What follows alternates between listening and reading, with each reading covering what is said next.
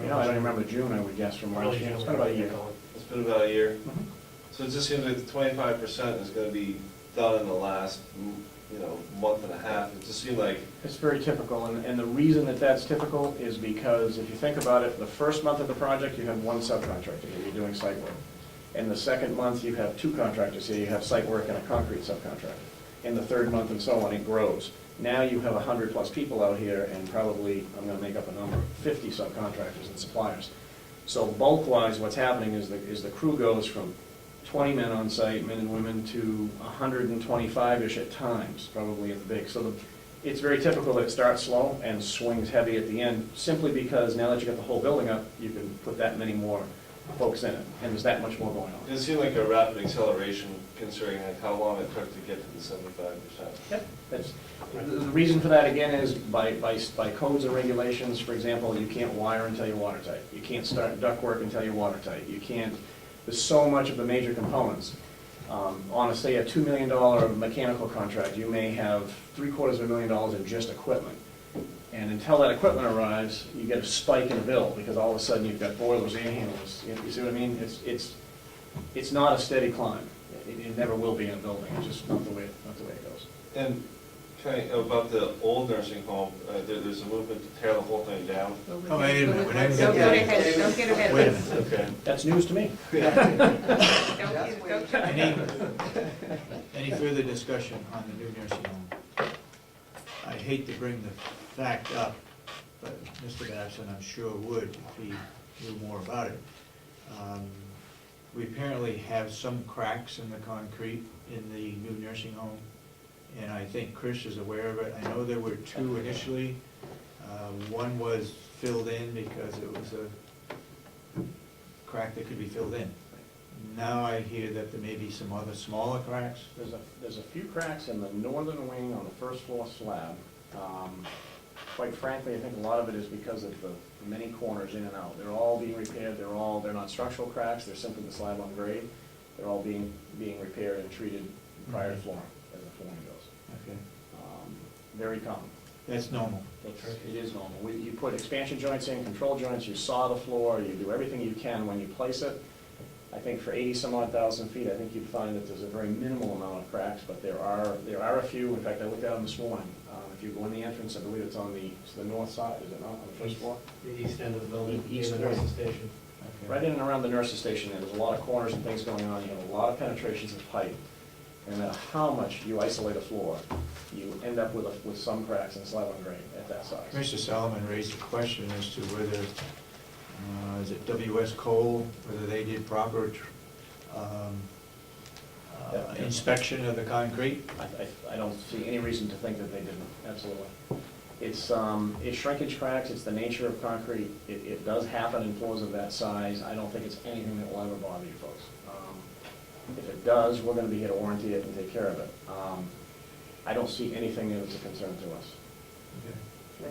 If you want to ask Cole for their opinion, that certainly is welcome, but I don't see that that has anything to do with compaction or anything to do with the mix of concrete. I think it's just the nature of all of the jigs and jogs in that portion of the building and those penetrations that will end up.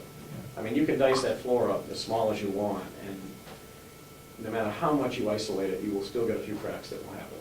I got cracks in my foundation, I got cracks in the floor in my I garage. think as a whole, it looks It was great. all done proper and That was the everything. worst of it. You try to make it crack where you want it, but Yep. when it starts off a corner or something, it Well, that's a very good point. Concrete slabs crack. What we attempt to do is guide them when we want them to crack. Yeah. The ones you're seeing are the ones that didn't agree with us. And they went in a different direction.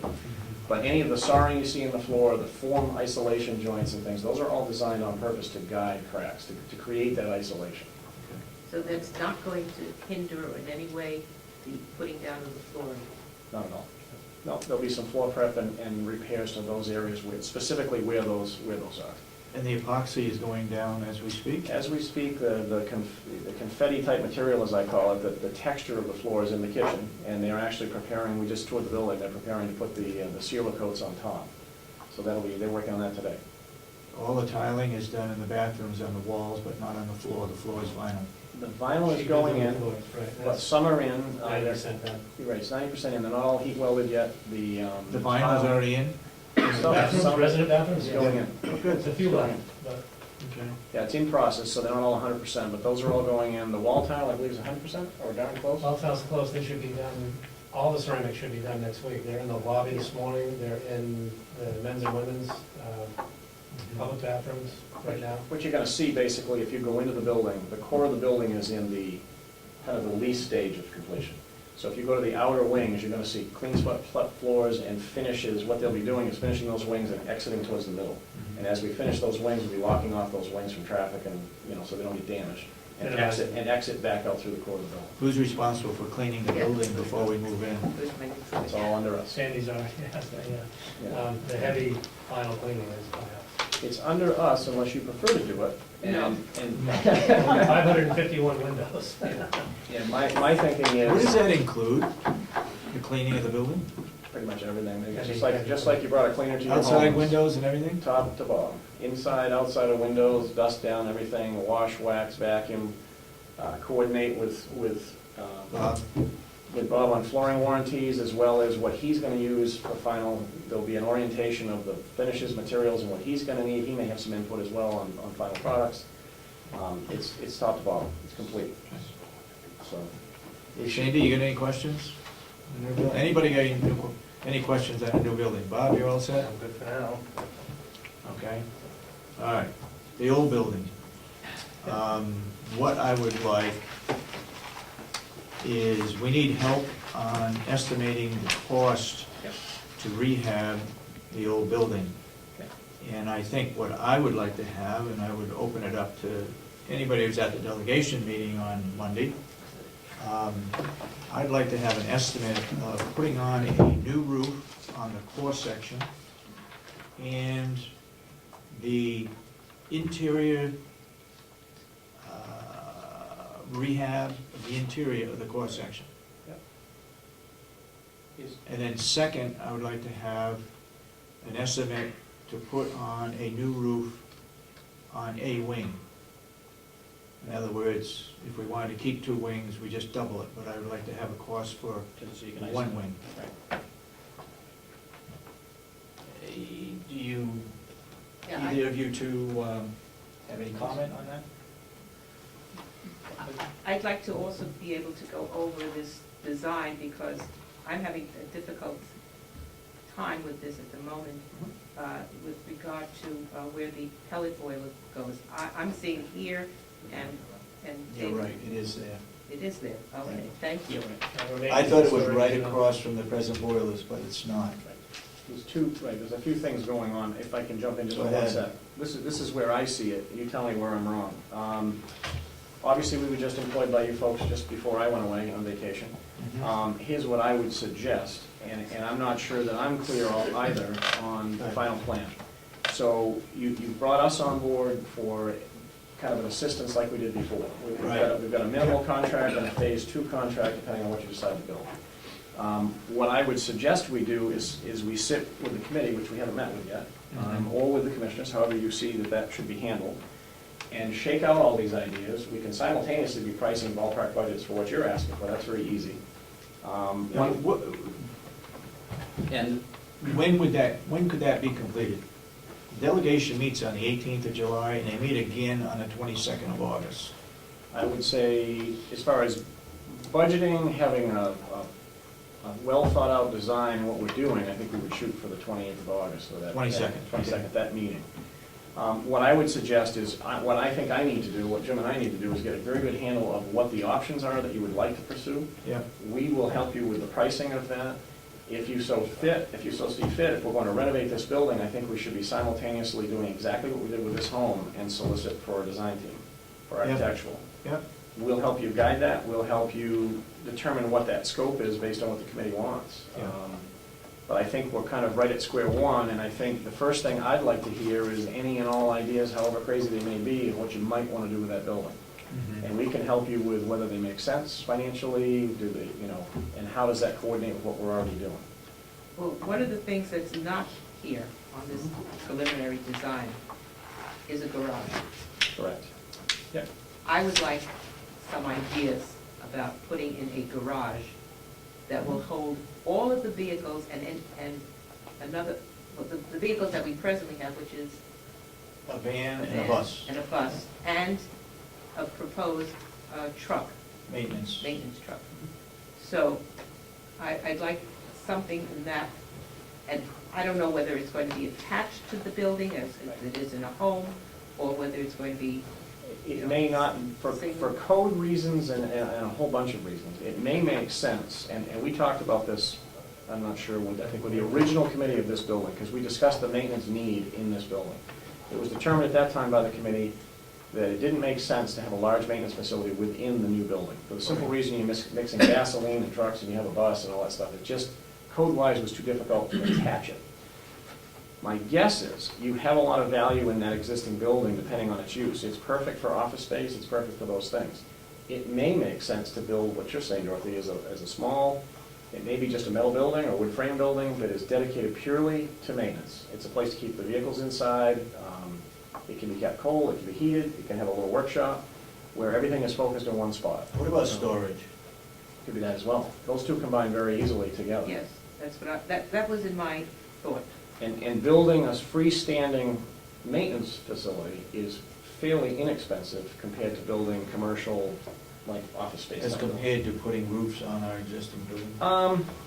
No, not so much, but what I'm thinking, Dave, is if you're gonna make this into if some portion of the existing building is for service and maintenance, one, roof framing may not be high enough, it's a masonry facility, has masonry bearing walls, it's all of a sudden you're gonna complicate trying to adapt that building, I think, to house, for example, the bus, the truck, that sort of thing. Okay. Whereas I think you could put up a standalone facility relatively inexpensively. We could run a budget on that in a day. I mean, we could give you an idea. Okay. Sitting with maintenance, we get an idea of size and need. Yeah. We can square foot across. We build these things all the time. We can give you a very quick idea of what that is. You know, is it 100,000? Is it 200,000? Is it? It's not millions. It's a relatively right. No, it's a relatively inexpensive type building if you isolate it to storage and maintenance. Fairly easy to do. I think if we would set an upper limit, and I'm not saying this, I would say this just as an estimate. I know there was a motion on the floor Monday, up to 750,000 to be spent. I think more conservatively, they might be looking at more of a 500,000 This is to rehab to rehab the building. that section, Right. just to give you some And that's targeting confinement. cooperative extension, those types of things, with office renovation and,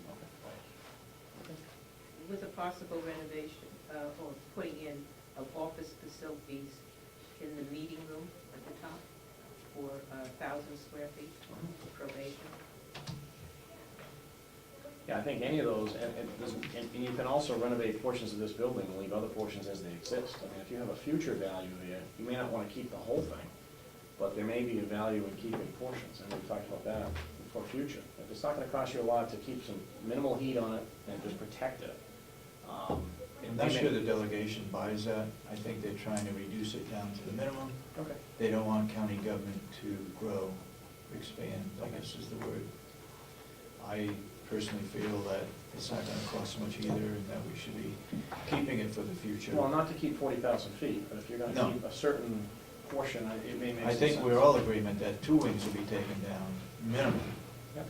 And Monday, we tried to get the core and 2 wings saved, but they want to know a definite need Need and for potential cost the of use hold, right? of that.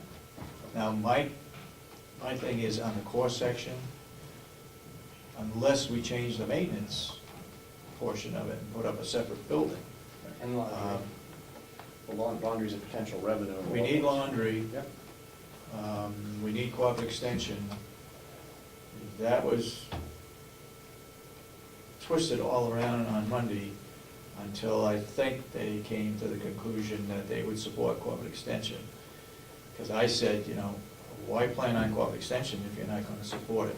Finally, one of the delegates said, you know, we need something to go on to put cooperative extension in there. So I think that came to pass, that cooperative extension would go in there. Timing-wise, that's still up in the air, I guess. If there isn't a need, then obviously say the building is. But we Make a lot of need, sense. we need laundry because we don't have any other